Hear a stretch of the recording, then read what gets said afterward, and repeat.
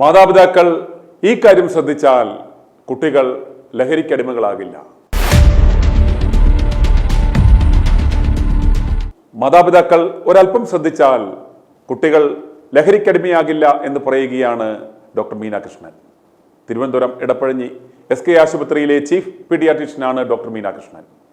SK centre for de addiction കുട്ടികൾക്കിടയിൽ ലഹരിക്കെതിരെ അവബോധമുണ്ടാക്കുവാൻ വിപുലമായ കർമ്മപദ്ധതികൾ ആവിഷ്കരിച്ചിട്ടുള്ള ഒരു സ്ഥാപനമാണ്.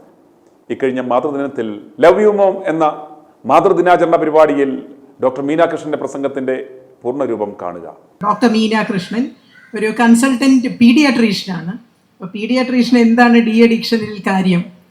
ആക്ച്വലി കോവിഡിൻ്റെ തൊട്ട് മുമ്പായിട്ട് doctor sir Rishiraj Singh sir നേരത്തെ മാഡം പറയുകയുണ്ടായി, ഡ്രഗ് അഡിക്ഷൻ്റെ എഗൻസ്റ്റ് ആയിട്ട് ഒരുപാട് ലാസ്റ്റ് വേർഡ് എന്ന് പറയുന്നത് സാറായിരുന്നു. അപ്പോൾ സാറിൻ്റെ ഈ ഒരു ആൻറ്റി ഡ്രഗ് അബ്യൂസ് ക്യാമ്പയിൻ ഉണ്ടായിരുന്നു. അതിൽ SK ഒരു പാർട്ട്ണറായിരുന്നു. ഞാനും ഉൾപ്പെടെ വേറെ 2-3 ഡോക്ടേഴ്സ് ഒരുപാട് ഏകദേശം ഒരു 25 educational institution, schools, colleges, young adults ഉള്ള IT ഫേംസിലൊക്കെ നമ്മൾ ഇതിനെപ്പറ്റിയുള്ള അവയർനെസ് ക്യാമ്പയിൻസ് കണ്ടക്ട് ചെയ്യാൻ പോകുമായിരുന്നു. അപ്പോൾ പീഡിയാട്രീഷ്യനായിട്ടുള്ള ഞാൻ മെയിൻലി കുട്ടികളുടെ അവയർനെസ്സിന് വേണ്ടിയിട്ടാണ് പോയിട്ടുള്ളത്. അപ്പോൾ ഏകദേശം എല്ലാം ശരിക്കും ഋഷിരാജ് സർ പറഞ്ഞായിരുന്നു. ആക്ച്വലി എങ്ങനെയാണ് ഏർലി ഡിറ്റക്ഷൻ, സിംറ്റംസ് എന്തൊക്കെയാണ്, അത് പിന്നെ ഉടനെ തന്നെ ട്രീറ്റ് ചെയ്യണം, അങ്ങനത്തെ കാര്യങ്ങൾ. അപ്പോൾ ഏർലി ഡിറ്റക്ഷന് സാറ് പറഞ്ഞൊരു കാര്യം മാഡവും ബിന്ദുജ മാഡവും പറയുകയുണ്ടായി. പേരൻസ് ശരിക്കും കുട്ടികളുടെ കൂടെ, ഇതിൻ്റെ അകത്ത് അമ്മ എടുത്ത് പറയുന്നത് മെയിൻലി അമ്മമാരാണില്ലേ വീട്ടിൽ ഉണ്ടാകുന്നത്. അപ്പം അമ്മ ഡെയിലി കുട്ടിയുടെ കൂടെ കുറച്ച് ടൈം സ്പെൻഡ് ചെയ്താൽ മാത്രമേ അവരുടെ മുഖത്തുള്ള ഭാവവ്യത്യാസവും സന്തോഷവും സങ്കടവും ഒക്കെ കണ്ടുപിടിക്കാനായിട്ട് സാധിക്കുകയുള്ളൂ. ആ ബിഹേവിയറൽ ചേഞ്ച് കണ്ടുപിടിക്കണമെന്നുണ്ടെങ്കിൽ ഡെയിലി നമ്മൾ കുട്ടിയുടെ കൂടെ കുറച്ച് സമയം ചെലവഴിച്ചാലേ സാധിക്കൂ. അത് എങ്ങനെ? ഏതായാലും എല്ലാവരും ആഹാരം കഴിക്കേണ്ട ദിവസവും, അതുകൊണ്ട് ഒരു നേരമെങ്കിലും കുട്ടിയുടെ കൂടെ ഇരുന്ന് ആഹാരം കഴിക്കാനായിട്ടുള്ള സമയം നമ്മൾ അമ്മമാർ കണ്ടെത്തണം. ഇനി ഡെയിലി ബേസിസ് പറ്റിയില്ല എങ്കിലും ആഴ്ചയിൽ ഒരു ദിവസമെങ്കിലും TV അണച്ച് മൊബൈലും ഓഫ് ചെയ്ത് നമ്മളുടെ ഫാമിലിയായിട്ട് ഇഷ്ടമുള്ള ആഹാരം കഴിക്കണം. ആ സമയത്ത് നമ്മൾ ജഡ്ജ്മെൻ്റലാകണ്ട, കുറ്റം കണ്ടുപിടിക്കാനോ ദേഷ്യപ്പെടാനോ അല്ല. അവരുടെ പ്രയാസങ്ങൾ എന്തെങ്കിലും ഉണ്ട് എങ്കിൽ അത് കേൾക്കാനായിട്ടുള്ള സമയം നമ്മൾ കണ്ടെത്തണം.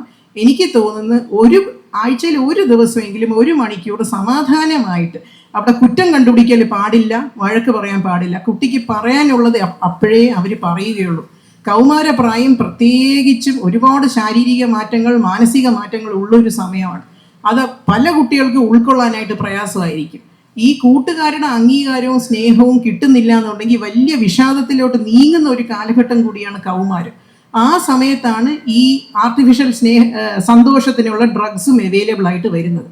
അതുകൊണ്ട് നമുക്ക് അവരുടെ സങ്കടങ്ങൾ ഒന്ന് കേട്ടാൽ മതി. അതിന് പരിഹാരം നമ്മൾ പറയണ്ട.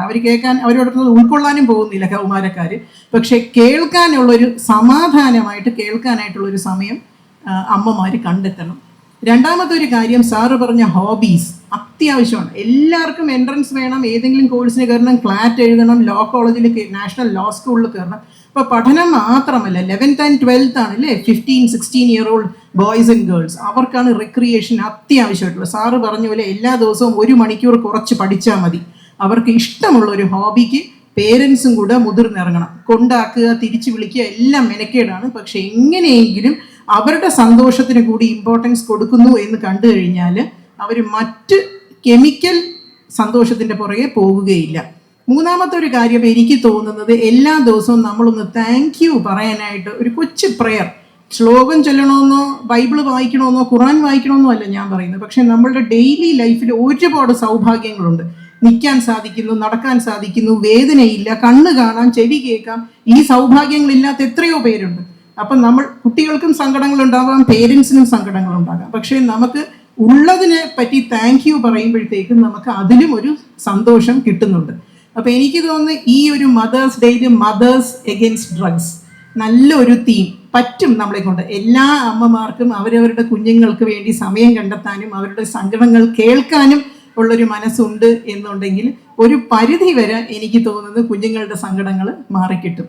എല്ലാവർക്കും മദേഴ്സ് ഡേ ആശംസകൾ. Thank you. i2i News, an eye for truth. i2i News subscribe ചെയ്തിട്ടില്ലാത്തവർ ഇപ്പോൾ തന്നെ സബ്സ്ക്രൈബ് ചെയ്യുക. നോട്ടിഫിക്കേഷൻ ലഭിക്കുവാൻ ബെൽ ബട്ടണും അമർത്തുക.